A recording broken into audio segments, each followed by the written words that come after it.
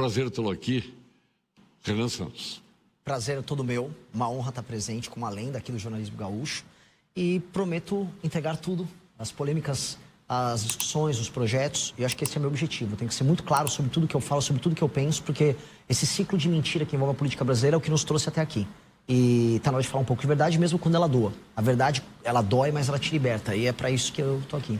Então vou começar procurando entender um pouco da sua vida. O senhor nasceu onde? Nasci em São Paulo, bairro da Moca, bairro dos italianos, bairro Operário. Paulistano? Sim, paulistano da Gema, né? Na Moca, onde tem aquele sotaque mais caricato do paulistano. Ô, meu, me vê uma pizza, né? É um sotaque até um pouco exagerado, mas vim de lá. Então, metade da minha família italiana, metade portuguesa. Fui sempre um grande aluno. Na escola sempre tirei notas altas, senão minha mãe, né, dava as famosas bordoadas. Passei na faculdade de Direito da USP. Lá comecei a fazer política.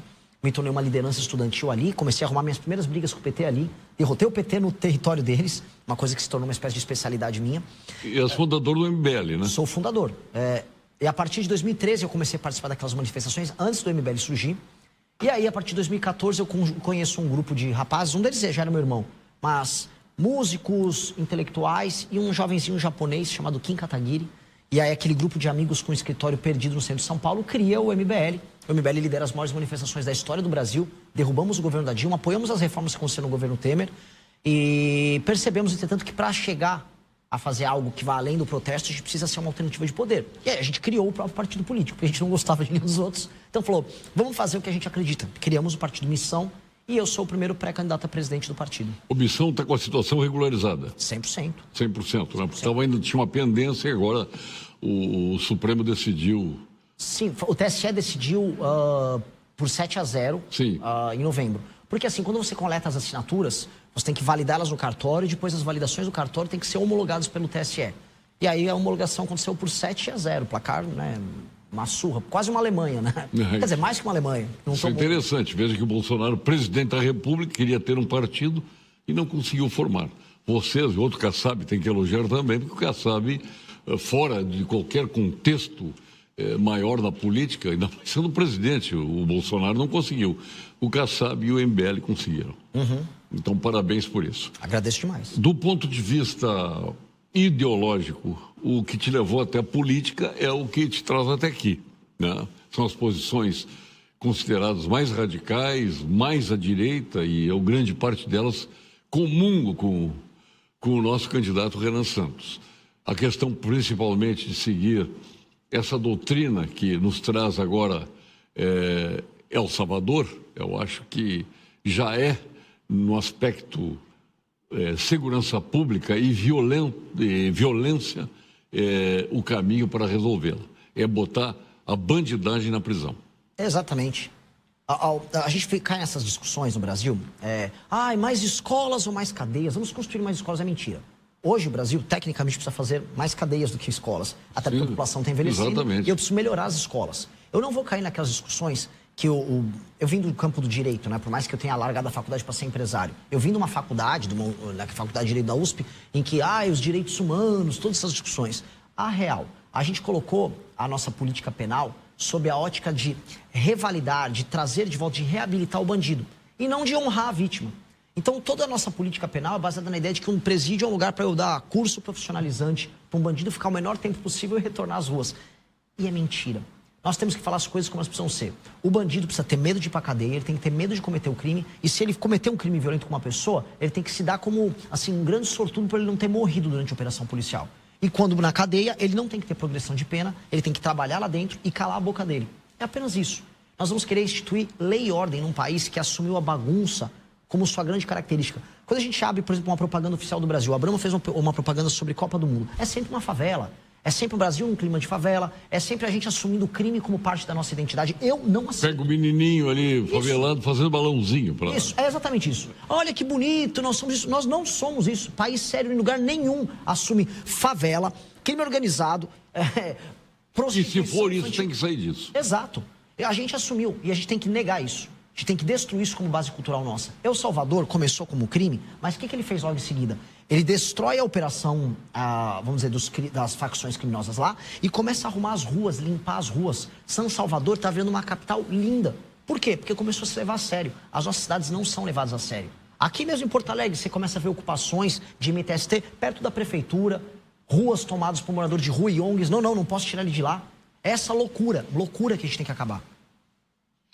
Bom, vem que aí já comungamos. Em termos de pena máxima, o senhor concorda com a pena de morte? Eu concordo. Principiologicamente, eu concordo com a pena de morte.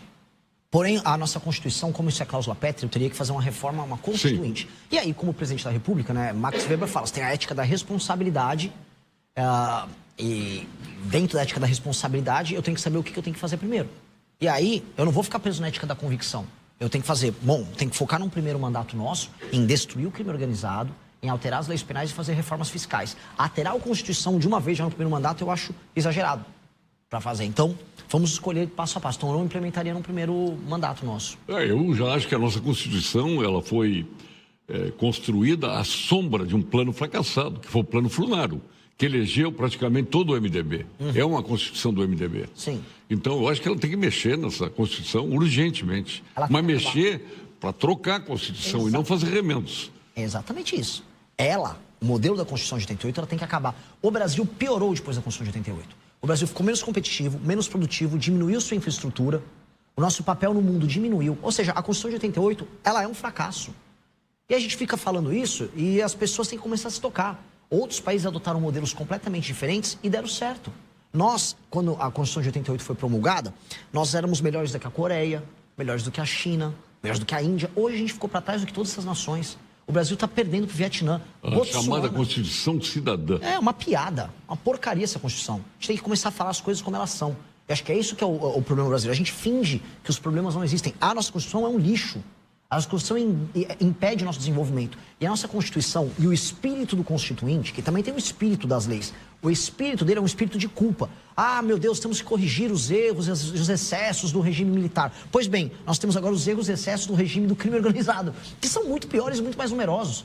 Você vai falar dos crimes e das mortes, que houve mortes, houve violações lá no período da ditadura. Diga o que quiser. Todo ano no Brasil morre 40 mil habitantes, a maior parte deles vítima do crime organizado. E aí os filmes que são feitos são só sobre a ditadura. A ditadura do crime organizado é muito pior. Este é o candidato Renan Santos, pré-candidato à presidência da República pelo Missão. Obviamente que, se tratando de Constituição, a gente vai fazer vários programas aí para não chegar a um denominador comum, porque não é com qualquer pessoa que se chega a um denominador comum. Mas uma vez entrevistando no Pampa Debates, lá na nossa antiga sede, eu entrevistei o ministro Jobim. E falamos sobre as leis do Brasil. Leis não faltam no Brasil. Só que nós temos leis que não passam por depuração moral e ética, né? As leis são jogadas num contexto onde quem fez as leis muitas vezes não sabe nada do que fez. A assessoria faz. Mas tudo bem, vamos considerar que os parlamentares fizeram a lei. E diz o Jobim, se queres aprovar uma lei no Brasil, adjetiva ao máximo essa lei, atende aos interesses corporativos e coloca esta lei, que é uma verdadeira colcha de retalhos, para um advogado entender o que melhor lhe aprovém ali dos retalhos que tem à disposição. E depois a um juiz que vai entender o malfadado espírito legislador. Quer dizer, as leis são colchas de retalho que atendeu a interesses corporativos e acabou sendo aprovada dessa forma. Então, mesmo as leis do Brasil, elas precisam de uma reconstrução. Nós precisamos modificar a partir da própria Constituição. Olha que observação maravilhosa. Porque o que a gente observa no Brasil é uma hipersubjetividade na interpretação das leis. E elas são criadas para ter essa hipersubjetividade justamente para você poder alterá-las de acordo com o réu em uma determinada circunstância ou o lobby numa determinada circunstância. As nossas leis são mal redigidas para não serem objetivas. Eu vou dar um exemplo que está gerando problemas agora. A reforma tributária que passou, ela é cheia de confusões para gerar uma hermenêutica específica para ajudar um setor A ou setor B na hora certa. E tudo funciona assim, infelizmente, no Brasil. E aí você tem um STF que bagunça ainda mais, que vai interpretando também essas leis de acordo com a sua leitura de direitos humanos e direitos fundamentais, e juízes de primeira e segunda instância cada vez mais bizarros. Houve no Rio de Janeiro o julgamento sobre aquele caso do menino do Henri Borel. E aí a juíza interpretou que punir a mãe, que é uma desgraçada, seria um ato de patriarcado ou de perseguição às mulheres. Um absurdo total e completo. Então, esse espaço interpretativo que é gerado é muito perigoso. As leis têm que ser simples, claras e objetivas. E sim, isso precisa ser reformado. Ainda mais que uma Constituição que ela abre todo esse espaço. O problema já está na Constituição. Entretanto, eu tenho que ter um governo que será um governo de transição para um regime novo. E quando um regime novo é um regime democrático, deixando claro, mas um regime constitucional, claro, simples e direto. O governo de transição vai ter que começar a fazer esse limpa-trilho dessa confusão. E é uma confusão que hoje está no orçamento, é uma confusão que afeta as leis penais, é uma confusão que afeta diretamente o funcionamento da economia brasileira. E é uma confusão que interessa, sabe para quê? Escritório de advocacia. Porque no Brasil tem tanto advogado e tanto contador porque pagar imposto é difícil e porque as leis elas são sempre passíveis de distorção. Então esse é o jogo que a gente tem que arrumar. Pré-candidato Renan Santos à presidência da República do partido Missão. Vocês têm usado só Missão, não é? Missão. Não é partido Missão. Eu não falo partido, ele não tem sigla, tanto que no painel brasileiro é Missão. Missão, perfeito. E eu uso ainda no feminino, veja que a missão tem tudo ali, né? No Cremers ali falou várias vezes de missão. Sim, porque o Brasil precisa do senso de missão. É verdade. Então vamos entrar na saúde, já que falamos em saúde. Se fala tanto no SUS, que eu acho que é um projeto magnífico, muitas vezes mal gerido. As suas soluções para da saúde propriamente dita, utilizando o SUS, não se pode falar muito, mas se pode solucionar o muito de problema que temos, ou dos problemas que temos. Como o senhor transformaria essa saúde pública no Brasil? De que forma? Fico muito feliz com a pergunta, porque é o seguinte, a questão do SUS é pouco colocada para candidatos de direita. E, em geral, o pessoal entrega platitudes. A gente tem que primeiro entender qual é o maior problema do SUS. A maior parte da população brasileira se vale do SUS para se tratar, primeiro ponto. Porém, elas não conseguem um acesso. E o que é o acesso? Às vezes, não ter um OBS próximo. Quando precisa fazer um exame, cair na fila. Se não cai na fila e você tenta achar o exame não está numa cidade próxima de você. Não tem uma ambulância para te levar para um hospital, porque não conseguiram montar o hospital na cidade que tem que ser o hub, a cidade polo. E ainda para fazer uma cirurgia você fica na fila. Ou seja, o maior problema do SUS é um problema de acesso. Depois vem os problemas de qualidade.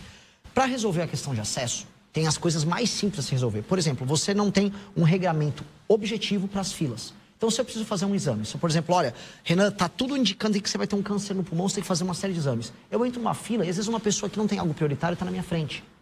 Então, nós temos que resolver as prioridades para dar ordem na fila. E aí acontece algo ainda pior. Como a maior parte dos hospitais no Brasil são sustentados por emendas parlamentares, o político que tem um acesso a isso, ele acaba escolhendo, você acaba tendo um contato com o vereador, com o prefeito ou com o deputado, e ele determina para você se você vai poder ir para o hospital A, B ou C mais rápido. Essa é uma coisa que a gente precisa mexer urgente. Segundo, nós temos que ter uma política que chama de Hub and Spoke. O Hub é o local onde vai ter o hospital com as especialidades, onde você vai fazer também as cirurgias, e você vai ter ao redor dessas cidades as policlínicas em cidades um pouco menores e as UBSs no geral. Isso não pode ser determinado por decisão política de um deputado. Às vezes um deputado quer que faça um hospital na região dele, simplesmente porque ele tem mais voto lá. Mas às vezes não é lugar para ter um hospital. Às vezes você não tem um acesso para uma estrada que leve a pessoa de uma cidade menor para lá. E no Brasil isso é tudo completamente caótico. Então nós vamos reordenar isso sem decidir onde vão ser construídos os hospitais e as policlínicas de maneira política. Terceira coisa, e essa é a parte que vai ser a mais revolucionária. O SUS, que é um sistema centralizado, costuma ser frágil. E todo mundo fala, pô, mas a centralização não é ruim? Com a tecnologia e com a chegada do machine learning, inteligência artificial, é uma revolução que vai acontecer, porque tudo que é centralizado melhora mais rápido. E onde vai melhorar? Não há no Brasil uma coisa bizarra, isso vale também para a segurança pública, porque os BOs não são checados de estado para estado. Então, se é um bandido da Paraíba vem para o Rio Grande do Sul, o policial daqui não consegue checar o prontuário dos BOs do bandido. Mesma coisa com o prontuário de saúde. A gente tem que instituir o que a gente vai chamar de pronto, que é o prontuário único. Todas as vezes que uma pessoa faz uma consulta, que ela vai num médico, tudo aquilo é catalogado num documento só, que tem uma espécie de linha do tempo de todas as passagens. Aí o que acontece? Quando eu tenho esse documento, que é um documento igual em todo o território nacional, a inteligência artificial fica checando os padrões. Fala, essa pessoa vai desenvolver diabetes. Essa pessoa está com hipertensão. Olha, tem um grupo de pessoas que estão apresentando um padrão de doença similar à febre amarela em determinada região do Brasil. Logo, eu preciso de médicos para focar isso nessa região. Logo, eu preciso de estoques de remédio ali. Olha, eu consigo fazer uma política preditiva para evitar que essa pessoa que tem obesidade desenvolva diabetes. E aí você consegue prever o desenvolvimento de doenças, faz a política da saúde familiar mais próxima das pessoas, aplica remédios e políticas justamente que evitem o desenvolvimento de doenças e melhora e torna mais barato o sistema de saúde. Salvador, a gente citou os presídios agora há pouco, Salvador está fazendo isso na saúde e é uma revolução. revolução. Mas aí eu acho que aí tem uma coisa que a gente discorda aqui, de tantas coisas que o senhor pensa e que eu comungo, mas eu já penso saúde e educação privada.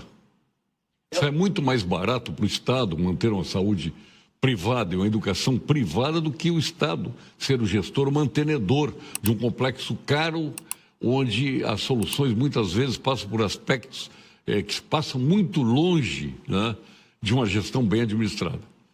Permita-me também discordar? Não, claro. Porque no meu não tem um problema eu estou fazendo só para lhe provocar para chegar a saber eu não tenho problema nenhum vai. da administração ser privada. Inclusive a administração dos hospitais, das policlínicas, quando feitos por entes privados, é bastante superior. Inclusive o SUS inclui redes de santas casas, redes de hospitais que são capazes filantrópicos. Não há problema nenhum e eu defendo um aumento disso. A questão toda é, dado que a população brasileira é muito pobre, a questão do acesso vai passar a existir um sistema universal que garanta a essas pessoas uma espécie de plano de saúde gratuito. Eu gostaria de ver num país em que as pessoas possam migrar para o modelo alemão, que é um modelo misto, em que você tem um misto de eu invisto um pouco mais e o Estado me garante um pedaço. Para você chegar nisso. Hoje, infelizmente, nós não conseguimos chegar, especialmente nos lugares do Brasil em que não há atividade econômica. Praticamente metade do Brasil está ausente de atividade econômica. É meio assustador o que eu estou falando e nessas minhas andanças pelo Brasil eu vi isso acontecer. Eu não consigo imaginar essas pessoas tendo acesso à saúde, a nada de saúde. E o pior, as escolhas que as pessoas fazem, inclusive na forma como elas cuidam da água que elas bebem, daquilo que elas comem, é assustadora. Regiões na região norte, na região nordeste, é de assustar. Faz a Índia parecer a Suíça. Então, infelizmente, nós dependemos de um sistema que garanta essa universalização. E aí, o uso da tecnologia vai garantir um acesso melhor a isso. Eu concordo em gênero legal com o senhor que é uma questão de gestão e a iniciativa privada será melhor. Também acredito que dá para fazer a mesma coisa na educação. A questão é que o acesso universal, que não só apenas a Constituição garante, mas que é uma necessidade dada pelo problema brasileiro, ele tem que ser feito. Então aí cabe como um gestor público ter que tocar nesses termos. Perfeito. Se você apoia o Partido Missão e acompanha de perto cada passo, esse canal é para você. Se inscreve aqui no Além da Missão 14 e fica por dentro de tudo que sai em entrevistas, podcasts e lives.